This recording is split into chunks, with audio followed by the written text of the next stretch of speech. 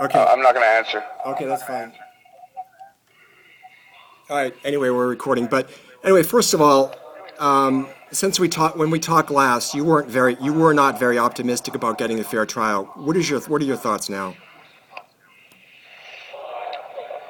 Um, Hold on. I have some coffee here. Okay. Just give me 1 second. Yeah, take your time.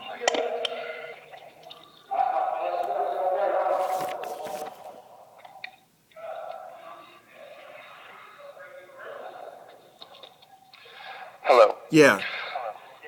Okay. Well, as far as the jury is concerned, I was really surprised. I feel good about the jury. It's a really good pull of humanity. I feel more so the unfair trial aspect is in the sense of police lying and Sabatini lying about ever going inside, Captain Freeland lying about attending an event, and the owners being able to take the fifth, and they're not suspects. So we offered them immunity. That's something you normally do. You know what I'm talking about, right? Yeah, yeah. So you offer them immunity if they're not suspects, and then they're required to testify. But either the judge and the DA didn't offer them immunity, but they allowed them to take the fifth. And how can you have this trial without the owners? I mean, that's huge. Yeah, I mean, you feel like you've been scapegoated because the owners aren't being put up for trial, correct? And Well, the put it city this way. officials, yeah. This is what I found out during the trial. That the building was built in like 1948. It hasn't had one single inspection in 71 years. The address on my lease legally doesn't even exist. The owners illegally subdivided the building into like 5 different properties. They've never re-registered the building. It's still registered as dry storage warehouse. In my lease, there's no mention of dry storage. And I rented a building for public occupancy. I'm just saying, this is all the stuff that's come up, right? Yeah. The owners have owned this building for what, 20 plus years? So shouldn't they have had some kind of interaction with the city, with inspectors? So by them taking the fifth, it's like I'm the tip of the iceberg, but the bulk of the information is all underneath the dark waves of whatever untruth or ambiguity or whatever. You know what I'm trying to say? Yeah, and something we talked about before is the city officials. I believe that there were 10 separate complaints, but no citations, no nothing. I mean, what about the reaction from the city officials? Absolutely nothing. So, I mean, did you attend the trial at all? No, I wasn't able to attend, but I've read a lot about it and heard excerpts of it, and okay. Yeah. Well, basically, how are you gonna allow my kids to move back into a building if the building's unsafe? How is CPS going to come and do 8 total inspections, safety inspection walkthroughs, if the building's not safe? So either CPS is totally incompetent, or the building's fine to live in. How is the fire department going to enter 5 different times? And you've heard their testimony.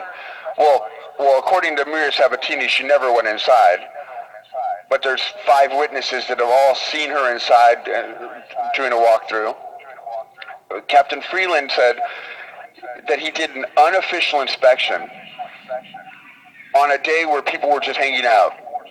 No, Captain Freeland, you're a liar. It was the next day after what they're calling the couch fire, where there was over 100 people in attendance, and tons of people have testified that they saw him inside. So here's the main thing what I'm trying to say.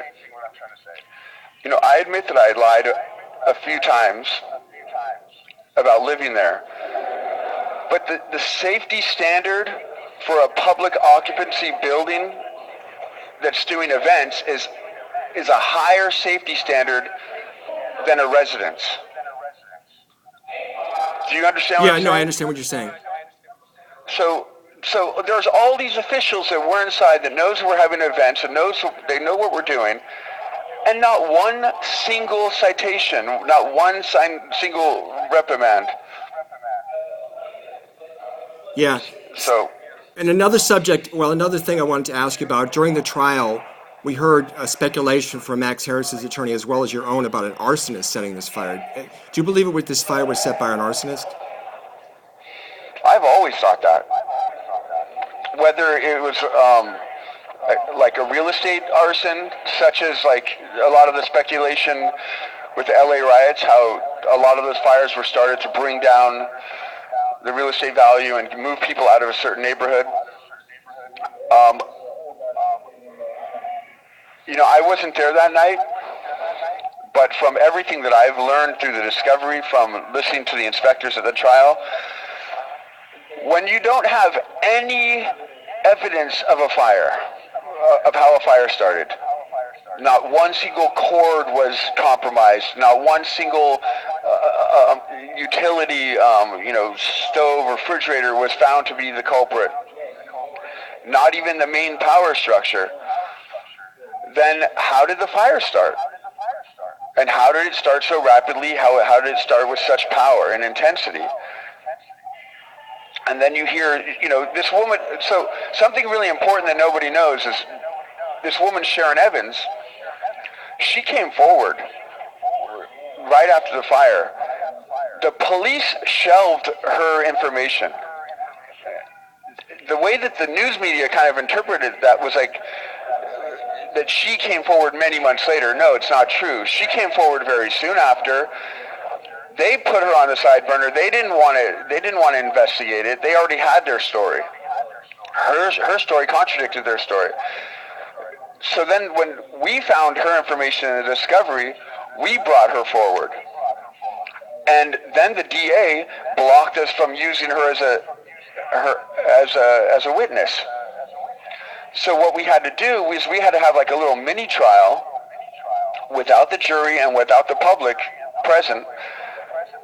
And Sharon Evans had to prove to the judge beyond a reasonable doubt that she was a valid witness and what she saw was the truth.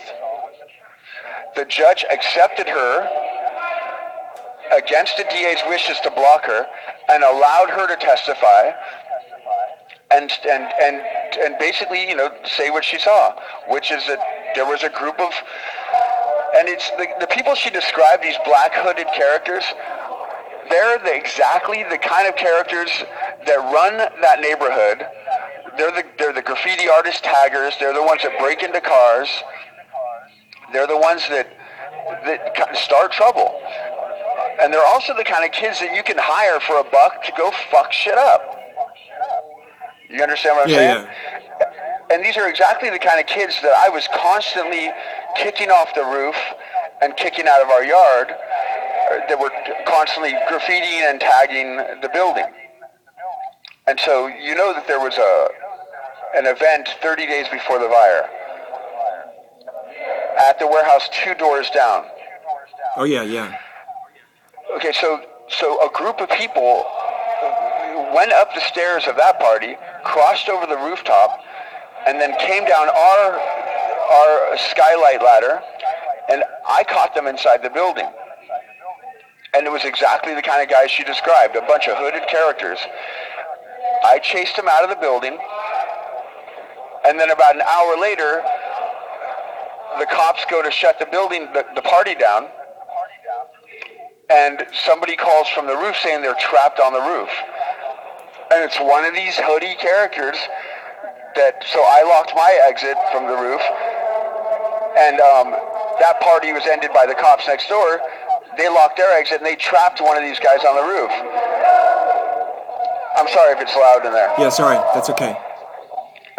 I can hear you fine. So what I'm trying to say is, like, 30 days before the fire, the exact description of these characters by Sharon Evans, I caught them inside my warehouse creeping around, chased them out.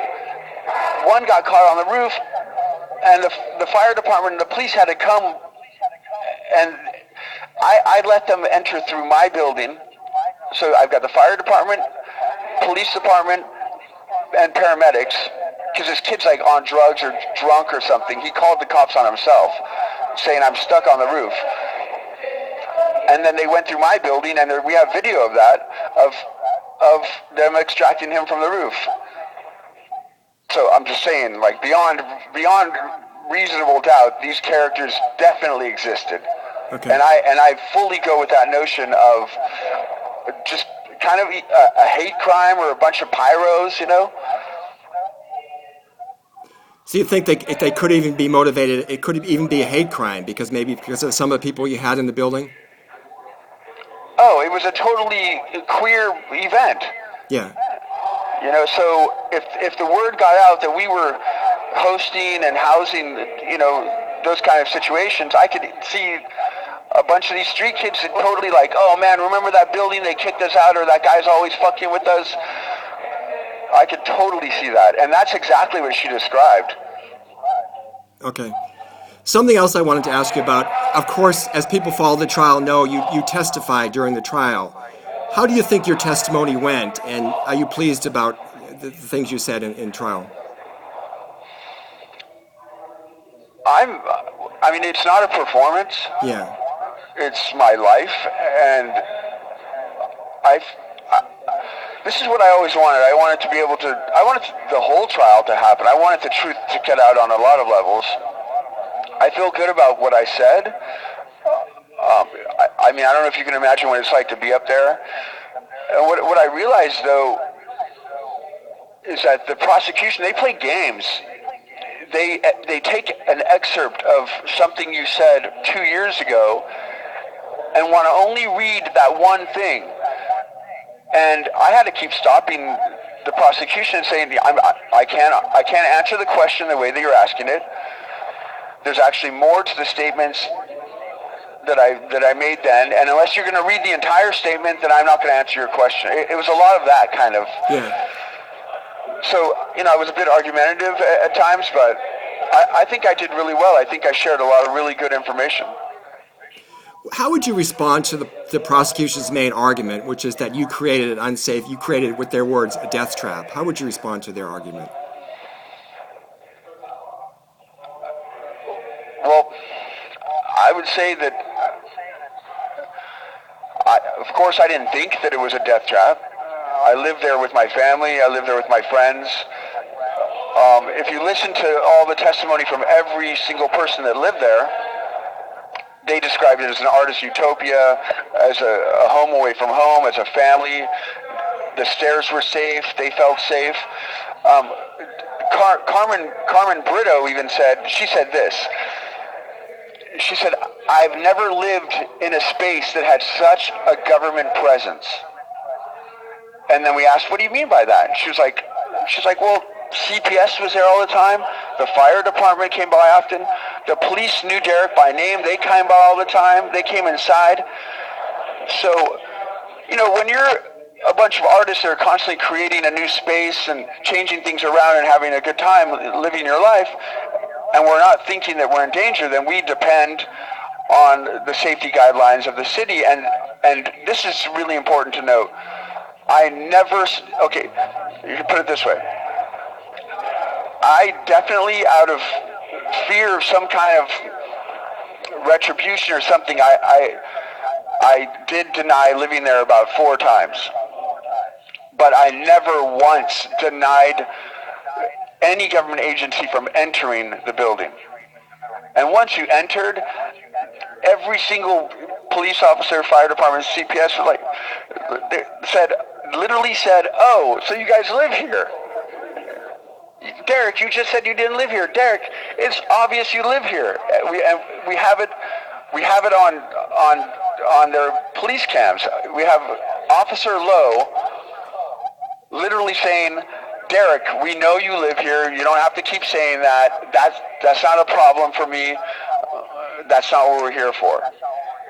So when you've got that kind of green light from everybody, from Maria Sabatini walking in and describing the place as, "Oh my God, this is beautiful. This is like a museum," after an arson fire set out front. I mean, that was the big day for me, and that's why I remember that day so well. I'm like, okay, this is it. And she was like, "No, this is awesome. I'm so proud of you guys. There's so many other horrible things that buildings are being used for in Oakland. You guys are awesome." So what am I to think at that point? Yeah, you know? you got like, one of the last questions the prosecution asked me was, "Oh, so you blame the city, you blame the fire department?" And I said, "No way, man.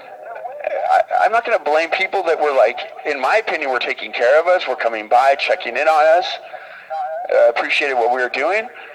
What I don't appreciate is them lying now and saying they never were inside, or they weren't aware of what was happening." That's the bullshit. But doesn't the fire department share blame, because wasn't it their responsibility of the fire department to report violations? The police department, CPS, school teachers, the fire department are way more trained than I am to notice something that was dangerous. You've got Daniel Kennan. He's a father of one of the members that lived there. And you've got Salvador Garcia. These are two firemen. They both said when they entered the building, well, Daniel Kennan actually said, "Oh, I thought it was awesome. It reminded me of a place that I lived in San Francisco when I was in my 20s, when I was a musician." Salvador Garcia showed up to a teacher's party with his wife and 27 other teachers, all wearing high heels, carrying plates of food up the front stairs, knowing my kids lived there because it was the teachers of my kids' school. And they're all salsa dancing, having a great time. And when they asked him, "Why didn't you report it?" he said, "Oh, I didn't notice anything was wrong with the building. I thought it was cool. I had a good time." So, I mean, do I want to say now, "Oh, they should have shut me down"? That's a weird question, you know. All I'm saying is, CPS, they came through and they inspected it, and they gave me a few things. "Oh, we want an extra banister put on the stairs. Make sure that these passageways are always open for the kids. We want another light over here for the kids in their hallway. We want you to put fire alarms up." I did everything that they told me to do. Okay. Wouldn't CPS have shut the building down? I mean, fire department and the police department work for CPS. Okay. Children have the highest standard. And I also wanted to ask you, getting back to the jury, do you feel like you connected with the jurors during your testimony? Do you have any sense of how they might be looking upon you, as how they're reacting to you? I mean, a few of them, I think that I've been painted like such a monster that's hard to, especially if you're trying to focus on changing their mind by staring at them, by smiling at them or focusing on. I think that's kind of rude. So really, I gave the jury their space. I kind of rarely even shifted my attention to them. I didn't want to make them uncomfortable, like I was trying to manipulate them. Okay. So honestly, I don't know. Do you have any guess? I mean, how do you think the jury is going to, we have another, just a few days left in the trial. Are you optimistic that you'll be exonerated, or do you believe that they'll, any thoughts as to how you think the jury will go in this thing? I mean, all I can say is I want to go home to my family. And it's what are they trying to say? What is the prosecution trying to say? Their biggest point is that I lied to the police a few times, and that we are illegally living somewhere. What about police department and fire department lying? What's their lie worth? What does that prove? What I realized is that the prosecution isn't for the people, because truth is for the people. So if you've got prosecution willingly coaching witnesses the night before, which we found out, and we asked witnesses, so when's the last time you spoke with the prosecution and were coached by them? The night before. So everything you're saying is rehearsed. So when you have that happening, and you have city officials blatantly lying, and then you have the prosecution allowing the major chunk of testimony allowed to take the fifth, you realize you have a conspiracy. And what's the conspiracy about?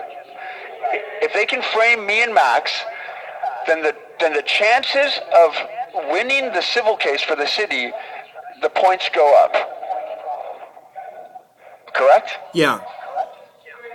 And so that's $200 million per family member. I think the family should have been on our side. I think they should have been sitting on our side. Let me ask you, because they want. Okay, go ahead. Sorry, let me ask you, because we only have a couple minutes left.